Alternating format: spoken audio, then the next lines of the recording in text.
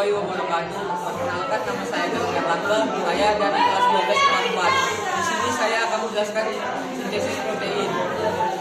Sintesis protein terbagi atas dua tahap, yaitu transkripsi dan translasi. Yang pertama, transkripsi adalah proses membuat RNA baru dan mensusun pesan DNA ke RNA atau pembentukan kodon atau mRNA dari DNA. Yang kedua, translasi atau sitoplasma adalah proses membentuk protein sesuai dengan perintah yang tertera pada mRNA. Atau translasi ini proses penerjemahan kodon menjadi asam amino. Setelah proses transkripsi, kita sudah mempunyai rangkaian RNA yang mengandung pesan yang sama seperti DNA, hanya saja dalam bahasa RNA. Sekarang tugas RNA adalah mengirim pesan ke ribosom agar bisa memulai proses translasi. Sebelum memulai proses translasi, tadi dikatakan bahwa RNA bertugas mengirim pesan ke ribosom, maka disebut mRNA atau RNA messenger. Di sini saya akan menjelaskan sintesis protein.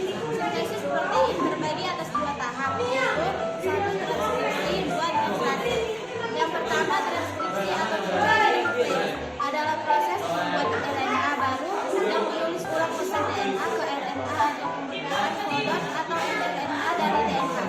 Yang kedua, translasi atau sitoplasma adalah proses membentuk protein sesuai dengan perintah yang tertera pada mRNA atau translasi. Ini proses penerjemahan kodon menjadi asam amino.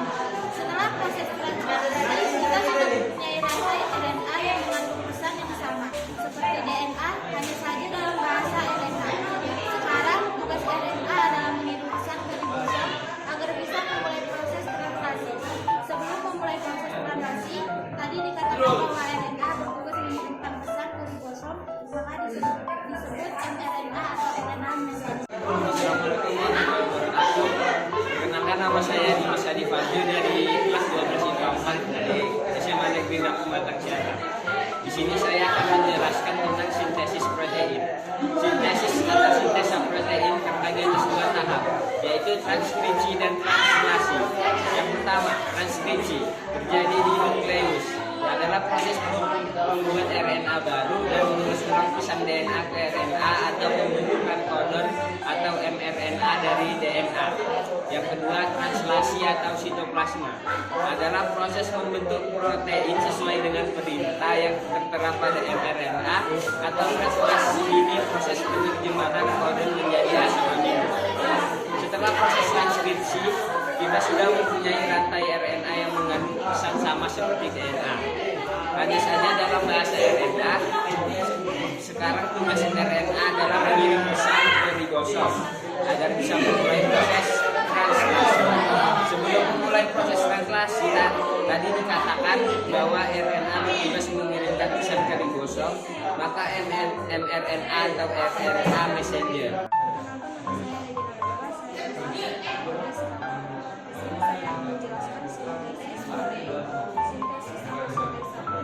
Di atas dua tahap itu satu transkripsi, dua translasi. Yang pertama, transkripsi atau terjadi dalam proses membuat RNA dan mengirim pesan DNA atau pembentukan kodon atau mRNA dari DNA. Yang kedua, translasi atau sitoplasma adalah proses membentuk protein sesuai dengan perintah yang tertera pada mRNA. Translasi ini proses penerjemahan kodon menjadi asam amino.